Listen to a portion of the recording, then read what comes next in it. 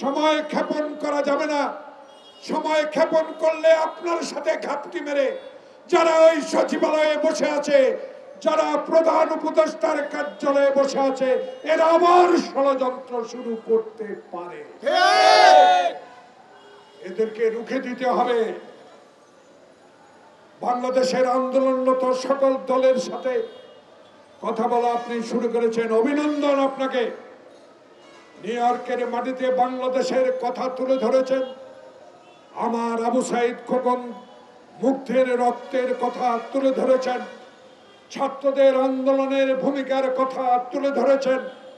সেই জন্য আপনাকে আন্তরিক ধন্যবাদ জানাবো। একজন মুক্তিযোদ্ধা হিসাবে, একজন রাজনৈতিক কর্মী হিসাবে বাংলাদেশের মানুষ আপনার কাছে প্রত্যাশা একটি, আওয়ামী লীগ যেন বাংলাদেশে আবার ক্ষমতায় এসে বাংলাদেশের অধিকার ক্ষুণ্ণ না করতে পারে। তাই আবার ষড়যন্ত্র শুরু হয়েছে। এই ষড়যন্ত্র রুখতে হবে। এই ষড়যন্ত্র রুখার জন্য বাংলাদেশে প্রয়োজন যারা গণতন্ত্রের জন্য লড়াই করে মির্জা ফখরুলের মতো এই ৮০ অধিক বছর লোককে জেল খাটতে হয়েছে।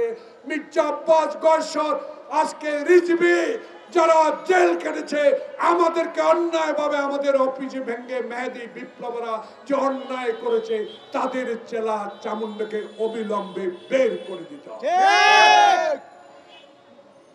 যদি নাই করেন ক্ষতি হবে জনগণের।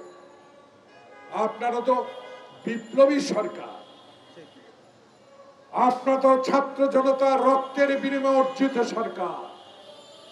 এই সরকার চায় শাহাবুদ্দিনের মতো একটি রশি টানিয়ে নির্বাচন। এই সরকার চায় শেখ হাসিনার মতো দিনের ভোট রাতে নয়। এই সরকার চায় আওয়ামী লীগের অত্যাচারে যারা গুম হয়েছে, খুন হয়েছে, গ্রেপ্তার হয়েছে বিনা কারণে, যাদের নির্দেশে করা হয়েছে তাদেরকে আইনের আওতায় আনার দাবি আমরা তো আপনার কাছে টাকা চাই না, পয়সা চাই না। এখনো টাকার বাহাদুরি করে বাংলাদেশের গার্মেন্ট শিল্পকে ধ্বংস করার জন্য সালাম মুর্শিদের গঙ্গেরা, সালাম মুর্শিদের মেয়ে এখনো বিজিএম এর ডাইরেক্টর কি করে থাকে, এটাই জনগণ জানতে চায়।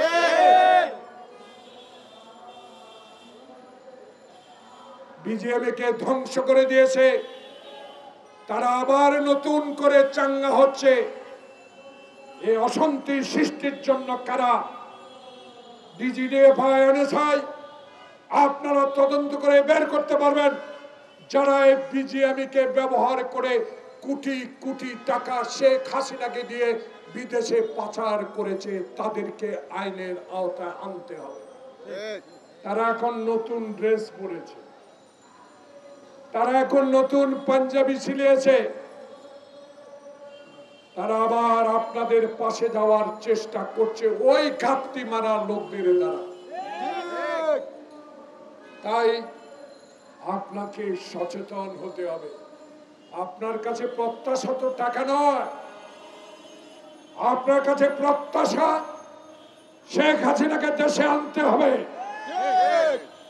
শেখ হাসিনা যে অবিচার করেছে, বিচার বিভাগকে ধ্বংস করে দিয়েছে, যেই দুইজন তারেক রহমানকে সাজা দিয়েছে বিনা কারণে, খালেদা জিয়াকে সাজা দিয়েছে, বহাল তবিয়তে এখনো আছে হাইকোর্টে। প্রিয় ভাইয়েরা, জনগণ বলা শুরু করেছে, আমার কথা নয়, সত্যি কথাগুলো মানুষ বলা শুরু করেছে। কারণ এখন সাহস বেড়েছে, এখন হাসিনা নাই, এখন কথায় কথা হারুন নাই, বিপ্লব নাই, মেহেদী নাই।